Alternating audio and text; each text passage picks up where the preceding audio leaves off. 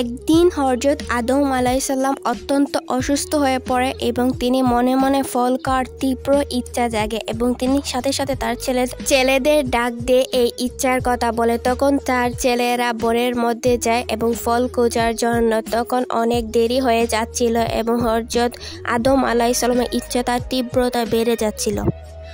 তখন তিনি তার পুত্র হযরত শীস আলাইহিসসালামকে ডাক দিলেন এবং বললেন, হে পুত্র, তুমি আল্লাহ তাআলার কাছে আমার জন্য ফল প্রার্থনা করো, দেখবে আল্লাহ তাআলা তা পাঠিয়ে দেবে।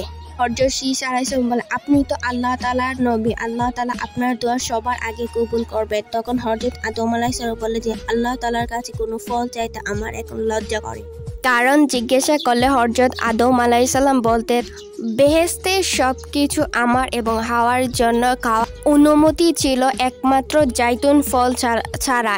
একদিন আল্লাহ তাআলা নিষেধ করেছিল যাতে আমরা জাইতুন ফলের কাছে না যাই, কিন্তু শয়তানের প্ররোচনায় পড়ে আমরা সেই জায়গায় যাই এবং সেখান থেকে জাইতুন ফল গ্রহণ করি এবং আল্লাহ তাআলা রাগ করে আমাদেরকে পৃথিবীতে পাঠিয়ে দেন। সেই দিন থেকে আমি আজ পর্যন্ত কোনো ফল আল্লাহ তাআলার কাছে খাওয়ার জন্য অনুরোধ করতে আমার লজ্জা করে।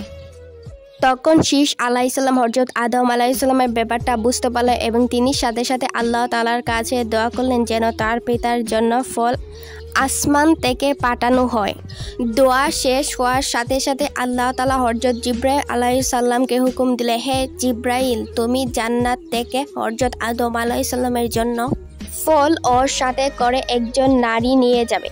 তখন হযরত জিবরাইল আলাইহিসসালাম সাথে সাথে জান্নাত থেকে একজন নারী হুর এবং ফল নিয়ে হযরত আদম আলাইহিসসালাম এবং শীস আলাইহিসসালামের কাছে পৌঁছালেন। তখন হযরত আদম আলাইহিসসালাম বলতে থাকে, আমি তো শীসকে আল্লাহর দরবারে ফলের জন্য দোয়া করতে বলেছি, কোনো নারীর জন্য নয়।